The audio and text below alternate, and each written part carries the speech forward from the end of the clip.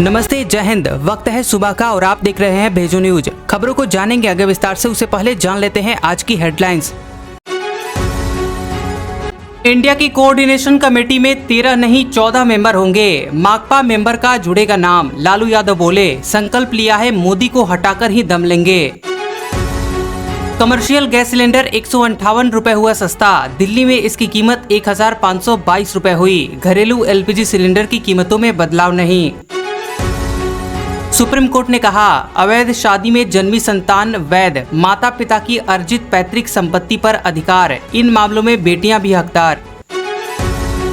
एक देश एक चुनाव को लेकर केंद्र ने बनाई कमेटी, रामनाथ कोविंद अध्यक्ष होंगे। कांग्रेस का सवाल, सरकार को अचानक इसकी जरूरत क्यों पड़ी।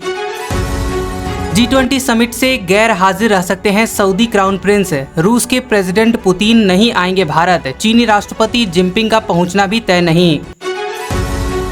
अडानी के बाद OCCRP ने वेदांता पर जारी की रिपोर्ट, कहा कंपनी ने पर्यावरण कानूनों को कमजोर करने के लिए सरकार से की लॉबिंग।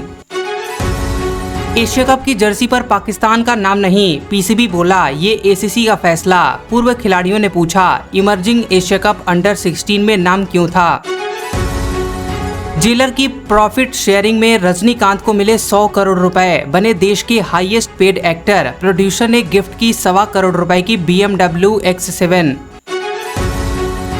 मणिपुर में बीते 3 दिन में 8 और लोगों की जान गई। सुप्रीम कोर्ट ने कहा, सरकारें प्रभावितों तक खाना दवाइयां पहुंचाए, जरूरत पड़े तो राशन की एयर ड्रॉपिंग करवाए। भारत के बाद 4 देशों में चीनी मैप का विरोध। फिलीपींस मलेशिया बोले ये अंतर्राष्ट्रीय कानून का उल्लंघन। नक्शे में साउथ चाइना सी ड्रैगन का हिस्सा। इंडिया की कोऑर्डिनेशन कमेटी में 13 नहीं 14 मेंबर होंगे। माकपा मेंबर का नाम जुड़ेगा। लालू यादव बोले, संकल्प लिया है मोदी को हटाकर ही दम लेंगे। खबर है कि विपक्षी दलों के इंडियन नेशनल डेवलपमेंट अलायंस यानी इंडिया की तीसरी बैठक मुंबई में हुई।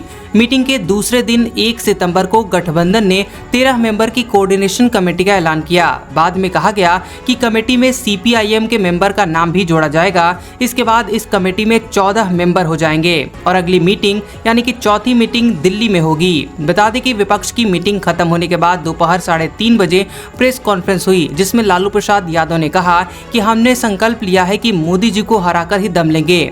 आपको बता दें कि प्रेस कॉन्फ्रेंस में 3 बड़े प्रस्ताव पास किए गए हैं। पहला कि हम अगले लोकसभा चुनाव तक संभव हो मिलकर लड़ने का संकल्प लेते हैं। राज्यों में सीट बंटवारे की व्यवस्था तुरंत की जाएगी। दूसरी की सार्वजनिक चिंता और महत्व के मुद्दे पर देश भर में जल्द से जल्द सार्वजनिक रैलियां करेंगे। और तीसरा की अलग अलग भाषाओं से जुड़ेगा भारत, जीतेगा इंडिया थीम के साथ पब्लिसिटी और मीडिया स्ट्रेटजी बनाई जाएगी। तो वहीं आपको बता दें कि इस दौरान लालू प्रसाद यादव ने कहा कि मुझे काफी प्रसन्नता हुई है कि हम अलग अलग पार्टियों के नेता अलग अलग बैठे थे, हम एक नहीं थे। उसका खामियाजा देश को भुगतना पड़ा और मोदी ने इसका भरपूर फायदा उठाया। हम शुरू से ही ये लड़ाई लड़ते रहे कि भाजपा हटाओ देश बचाओ। देश में माइनॉरिटी सुरक्षित नहीं है, महंगाई बेरोजगारी बढ़ रही है। ये लोग झूठ बोलकर सत्ता में आए थे। मेरा और देश के अन्य नेताओं का नाम प्रचारित किया था कि इन लोगों का पैसा स्विस बैंक में है और हम यह पैसा लेकर आएंगे और देश के हर नागरिक के खाते में 15-15 लाख आएगा। हमने भी झांसे में खाता खुलवा लिया। हमारे घर में पत्नी बच्चों को मिलाकर 11 हो जाते हैं। अब इसे 15 से गुणा कर लीजिए, एक पैसा नहीं आया, सब इन्हीं लोगों का पैसा था। हमने अपने इतने ऑपरेशन करवाए, आप सबका आशीर्वाद है कि हम जीवित हैं। मेरा हौसला काफी मजबूत है। हम लोगों ने संकल्प लिया है कि मोदी जी को हटाकर ही दम लेंगे। कमर्शियल गैस सिलेंडर 158 रुपए हुआ सस्ता। दिल्ली में इसकी कीमत 1522 रुपए हुई। घरेलू LPG सिलेंडर की कीमतों में कोई बदलाव नहीं। खबर है कि ऑयल कंपनियों ने 1 सितंबर से कमर्शियल LPG सिलेंडर यानी 19 किलो वाले सिलेंडर की कीमत 158 रुपए कम की है। इससे दिल्ली में 19 किलोग्राम वाले सिलेंडर की कीमत 1680 रुपए से कम होकर 1522 रुपए हो गई है। हालांकि घरेलू LPG सिलेंडर यानी 14.2 किलोग्राम वाले सिलेंडर की कीमतों में कोई बदलाव अलाउड नहीं किया गया है। वहीं अगर बात करें कोलकाता की, तो कोलकाता में 19 किलो वाले कमर्शियल LPG सिलेंडर का दाम 1,802 रुपए से घटकर 1,636 रुपए हो गया है। इसके अलावा मुंबई में इसकी कीमत पहले 1,640 रुपए हुआ करती थी, जो कि अब घट करके 1,482 रुपए हो गई है। चेन्नई की बात करें तो यहाँ पर जो कमर्शियल LPG सिलेंडर अब तक 1,852 रुपए में मिल रहा था, वो अब 1,695 रुपए में मिलेगा। बता दें कि इससे पहले 29 अगस्त को सरकार ने घरेलू गैस सिलेंडर यानी 14.2 किलोग्राम वाले सिलेंडर के दामों में 200 रुपए की कटौती की थी। इंडियन ऑयल कॉर्पोरेशन लिमिटेड की वेबसाइट के अनुसार लगातार दूसरे महीने कमर्शियल गैस सिलेंडर के दाम में कटौती की गई है। इससे पहले 1 अगस्त को कमर्शियल गैस सिलेंडर के दाम 99.75 रुपए कम किए गए थे। फेस्टिवल सीजन में इस कटौती का सीधा फायदा होटल रेस्टोरेंट मालिकों को होगा। सुप्रीम कोर्ट ने कहा, अवैध शादी में जन्मी संतान वैध, माता पिता की अर्जित पैतृक संपत्ति पर अधिकार, इन मामलों में बेटियां भी हकदार। खबर है कि सुप्रीम कोर्ट ने कहा कि किसी भी अवैध शादी से जन्मी संतान का उनके माता पिता की अर्जित और पैतृक प्रॉपर्टी में अधिकार होगा। ऐसे मामलों में बेटियां भी प्रॉपर्टी में बराबर की हकदार होंगी। चीफ जस्टिस DY चंद्रचूड़ की अध्यक्षता वाली बेंच ने कहा कि अवैध शादी से जन्मे बच्चे वैध होते हैं। माता पिता की संपत्ति पर उनका उतना ही अधिकार होता है जितना कि वैध शादी से दंपति के बच्चे पैदा होते हैं उसका होता है। हिंदू मैरिज एक्ट 1955 के तहत किसी शादी को 2 आधार पर अमान्य माना जाता है। पहला कि एक शादी के दिन से ही, और दूसरा जिसे अदालत डिक्री देकर अमान्य घोषित कर दे। हिंदू सक्सेशन लॉ के आधार पर अमान्य शादियों में जन्मी संतान माता पिता की संपत्ति पर दावा कर सकते हैं। हालांकि कोर्ट ने यह भी कहा कि उनका यह फैसला केवल हिंदू मिताक्षरा कानून के तहत ज्वाइंट हिंदू फैमिली की संपत्तियों पर ही लागू होगा। एक देश एक चुनाव को लेकर केंद्र ने बनाई कमेटी, रामनाथ कोविंद बने अध्यक्ष। कांग्रेस का सवाल, सरकार को अचानक से इसकी जरूरत क्यों पड़ी? खबर है कि एक देश एक चुनाव के प्रपोजल पर कानूनी पहलुओं की जांच के लिए केंद्र सरकार ने कमेटी बना दी है। न्यूज एजेंसी PTI के मुताबिक पूर्व राष्ट्रपति रामनाथ कोविंद को इसका अध्यक्ष बनाया गया है। इसका नोटिफिकेशन जल्द ही जारी हो सकता है। केंद्र सरकार ने 18 सितंबर से 22 सितंबर तक संसद का विशेष सत्र बुलाया है। कयास लगाए जा रहे हैं कि सरकार इस सेशन के दौरान एक देश एक चुनाव पर बिल ला सकती है।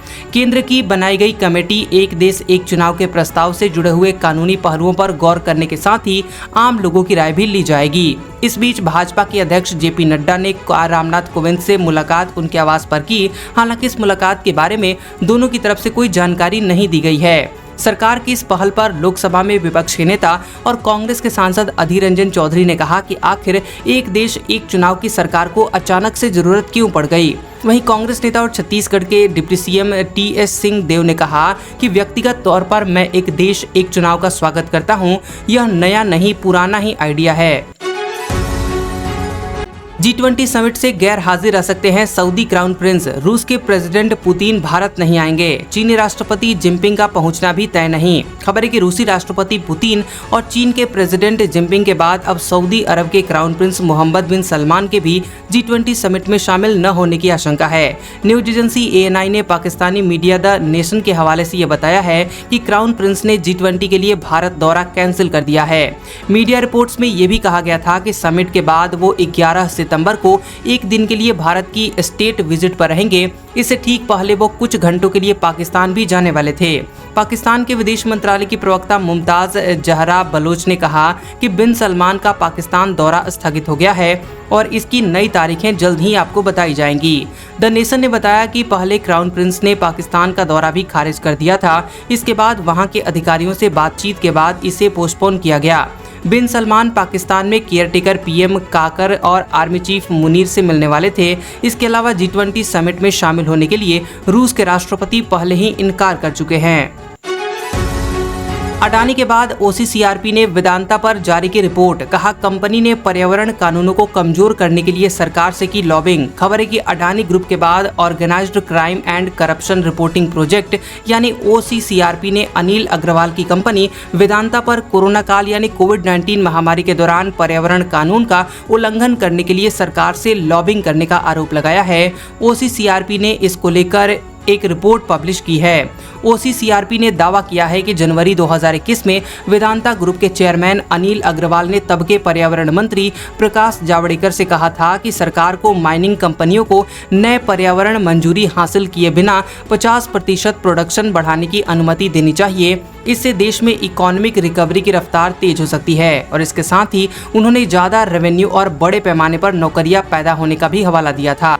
रिपोर्ट में दावा किया गया है कि चेयरमैन के सुझाव के तुरंत बाद प्रकाश जावड़ेकर ने एक्शन लिया। उन्होंने लेटर में लिखा VIMP बहुत जरूरी। इसके साथ ही अपने मंत्रालय के सचिव और डायरेक्टर जनरल को पॉलिसी के मुद्दे पर चर्चा करने के लिए निर्देश दिए। 2022 की शुरुआत में कई बैठकों के बाद भारत के पर्यावरण मंत्रालय ने सार्वजनिक सुनवाई की आवश्यकता के बिना माइनिंग कंपनियों को 50% तक उत्पादन बढ़ाने की अनुमति देने के लिए नियमों में ढील दी। रिपोर्ट के मुताबिक वेदांता ने भी जन सुनवाई को खत्म करने के लिए सफल लॉबिंग की थी।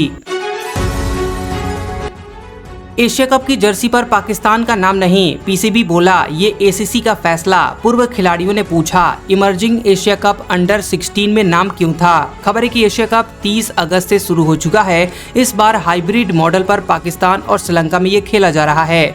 भारत सरकार के पाकिस्तान में टीम भेजने के विरोध को देखते हुए टीम इंडिया के मैच श्रीलंका में हो रहे हैं। एशिया कप 2 मैच खेल चुके हैं। बता दें कि पहला मुकाबला 30 अगस्त को पाकिस्तान और नेपाल के बीच मुल्तान में खेला गया था, जबकि दूसरा मुकाबला श्रीलंका और बांग्लादेश के बीच श्रीलंका के कैंडी में खेला गया था। आपको बता देंगे लेकिन दोनों ही मैचों में टीमों की जर्सी पर एशिया क्रिकेट काउंसिल के लोगों के साथ मेजबान पाकिस्तान का नाम नहीं था। इसको लेकर पाकिस्तान के पूर्व क्रिकेटर मोहसिन खान और राशिद लतीफ सहित कई खिलाड़ियों ने पाकिस्तान क्रिकेट बोर्ड यानी PCB और एशियन क्रिकेट काउंसिल यानी ACC की आलोचना की है। उन्होंने कहा कि PCB और ACC को ये स्पष्ट करना चाहिए कि आखिर जर्सी पर ACC के लोगों के साथ पाकिस्तान का नाम क्यों नहीं है, जबकि पिछले साल हुए T20 एशिया कप के दौरान ACC के लोगों के साथ मेजबान श्रीलंका का नाम था, जबकि श्रीलंका में आर्थिक मंदी और राजनीतिक अस्थिरता के कारण टूर्नामेंट के मैच UAE में खेले गए थे। उधर आलोचनाओं के बाद PCB ने अपनी सफाई में कहा है कि ACC ने पिछले साल ही ये फैसला किया था कि आगे से टूर्नामेंट के लोगों के साथ मेजबान देश का नाम नहीं दिया जाएगा। PCB की इस सफाई को फैंस पचा नहीं पा रहे हैं। उनका कहना है कि अगर ऐसा था तो PCB ने इस प्रपोजल को स्वीकार कैसे किया, क्योंकि 15 साल बाद पाकिस्तान किसी मल्टीनेशनल टूर्नामेंट की मेजबानी कर रहा है। तो कैसा लगा ये वीडियो हमें कमेंट करके जरूर बताएं और ऐसी खबरों को देखने के लिए आप हमारे चैनल को सब्सक्राइब करें और उसके पास वाले बेल आइकन को भी ऑन करें। तो मिलते हैं अगले वीडियो में। इस वीडियो को पूरा देखने के लिए आप सभी का शुक्रिया।